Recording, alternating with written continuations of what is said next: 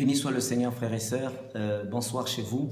Alors, je vous invite à lire avec moi dans le passage, dans l'évangile de Matthieu, le chapitre 11 au verset 12, que nous partageons ensemble cette courte exhortation. La Bible dit ceci, dans Matthieu, chapitre 11, verset 12.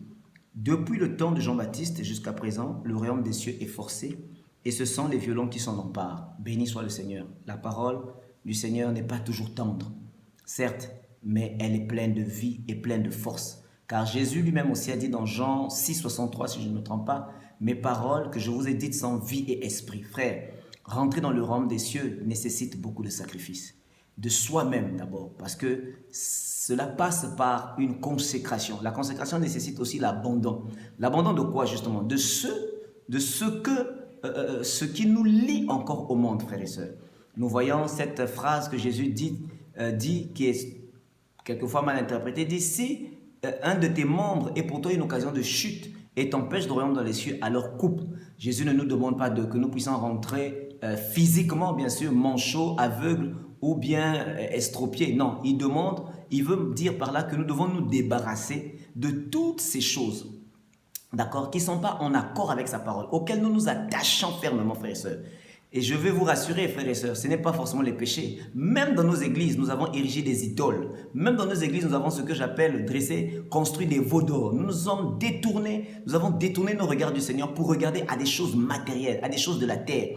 Un prédicateur a dit, et je suis d'accord avec lui, l'idolâtrie, frère, c'est lorsque une chose, un tant soit peu petite ou grande, commence même un seul instant à prendre la place de Dieu dans notre cœur. Nous sommes déjà tombés dans l'idolâtrie, sans des fois nous en rendre compte.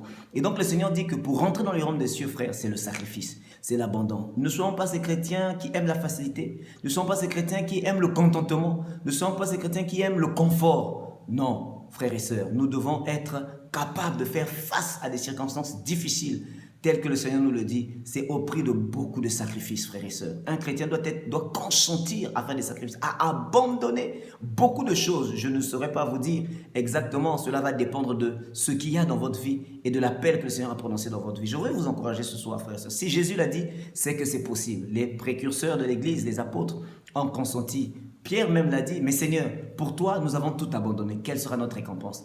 Jésus lui a dit, « Je ne connais personne qui, ayant tout abandonné pour moi, n'ait eu sa récompense dans le siècle présent comme dans le siècle à venir. » Alors que le Seigneur vous fortifie dans cette démarche, ne te juge pas, ne renonce pas à ce que je veux dire.